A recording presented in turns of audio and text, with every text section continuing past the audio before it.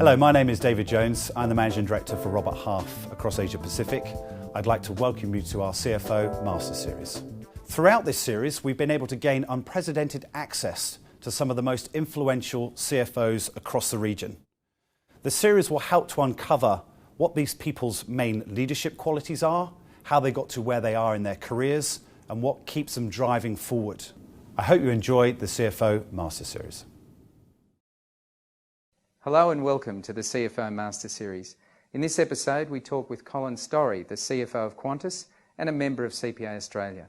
Colin is one of the youngest public company CFOs in Australia, and at 40 years of age, he runs the finances for this enormously complex and high-profile Australian icon. I do hope you enjoy this edition of the CFO Master Series.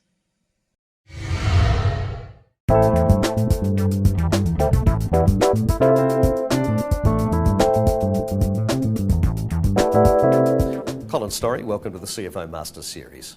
Thank you, Stuart. Colin, you were appointed as CFO for Qantas in September last year, just as the world's markets were melting down. Did you feel a little bit like you were handed the poison chalice? I don't think it did. I think if you ask anybody who took over as a CFO of an airline at any stage over the last 10 years, they will probably have a similar tale of woe, whether it be September 11 or Ansett collapse or high fuel prices or wars or famine. So generally airlines tend to get affected by macro factors, and certainly this economic meltdown was something that was very challenging. But at the end of it, Qantas is a great company, and the Australian economy has held up quite well. But it has been very much a roller coaster ride since September, and it's really only the last couple of months where things have settled down. How did it feel to be handed the top finance job at Qantas after 10 years with the company? It was very satisfying. So obviously it's a bit of an honour. It's a company that has a long history. It's been around for nearly 90 years and is the world's oldest operating airline, and has a special place, I think, in most Australians in their makeup and the affection that they hold for the company. So it is a very honourable position to be in, and it's a position of great responsibility. So I certainly take it very seriously, but it's very challenging and very exciting. At 40, you're one of the younger CFOs in the country, especially for a company the size of Qantas. What's the secret of your success? I think there is no real secret. I think it's just rolling your sleeves up and doing what's required. I always like to do a very good job, and when a challenge is thrown before me, I never run away from it. So there's been times in my career and in Qantas where I've been put in a position where I haven't really had the experience in doing it, but I've applied my mind to it, and I've worked very hard and managed to get some recognition for what I've done. And I think I'm very fortunate that previous management, gave me the opportunities to show what I had, and I learnt from some very, very good people. So Jeff Dixon and Peter Gregg, the former CFO, so they were excellent mentors, and certainly gave me plenty of opportunity to prove what I could do. Do you have any specific skills or qualifications that help you to run the finances for an airline? I think just being in the airline for 10 years and going through some of the incidents that we've had in the airline industry puts you in a good position. It's interesting that I came from a utility background, and it was also asset intensive. The only difference really is that you can move the assets around in an airline. But certainly I think just having that open mind and having a broad range of experience within the airline over the last 10 years, going through what the airline has gone through, provides you with the best experience that you can get.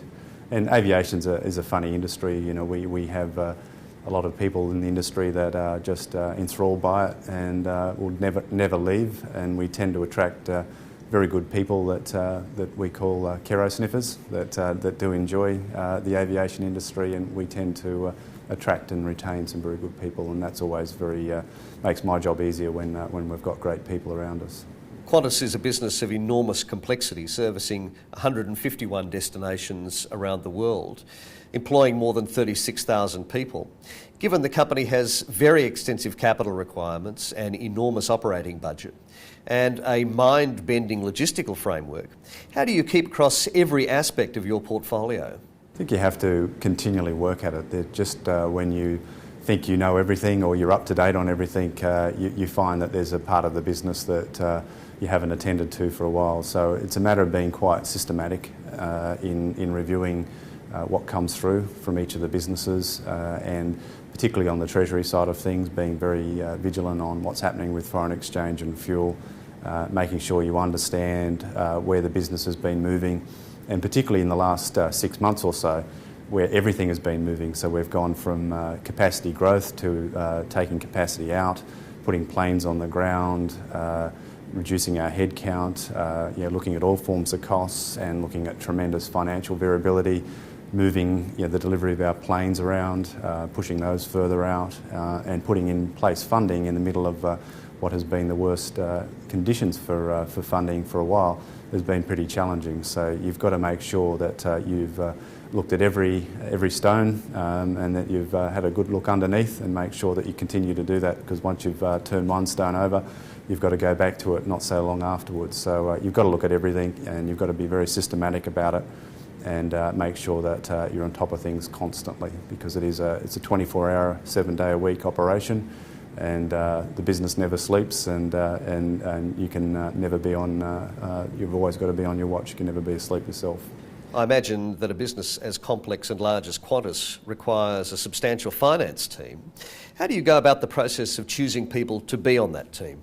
I think we've had a lot of people, as I said before, a lot of people get addicted to the aviation industry, and it's good to keep good people.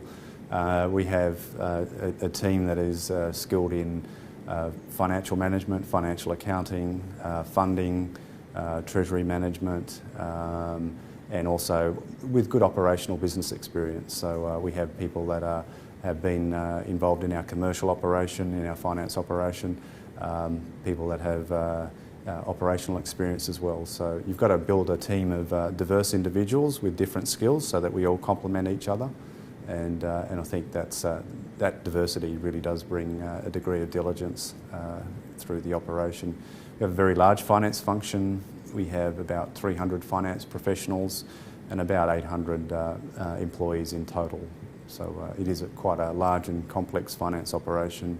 Anything from counting and matching tickets, the old paper-based tickets that most people remember, we still have those about, to doing complex cross-border financing and complex treasury management. What do you look for in your key team members? Look for people that like a challenge. So there's always it's never about the position that you're in at the particular time. It's about taking an opportunity that comes up. So I look for people that if you throw them a challenge, and it's not necessarily in their area of expertise, that they'll roll their sleeves up and they'll get into it, and they do good work regardless of the position that they're in. Because in a large organisation you can tend to be very bureaucratic and hierarchical. I look for people that, despite the position they're in, that they show initiative and they're prepared to step across the boundaries and to be proactive in solving problems that the company has, and also people that know how to keep their eye on the knitting as well, so they don't make sure that things don't slip through the cracks. But certainly people that enjoy challenge and like giving people responsibility that stretches them beyond what they're currently doing. There are literally no other companies in Australia like Qantas. To what extent does your long history with the company help you to do your job? Yeah, I reflect on that quite often, and particularly with when I'm talking with the CEO, with Alan Joyce. Quite often we'll reflect on things that have happened in the company in the past, or relationships with people or customers or suppliers that we can rely on the history. So it's very handy having that historical knowledge, because it certainly avoids making some of the mistakes that have been made in the past, and having that knowledge is very important in our industry.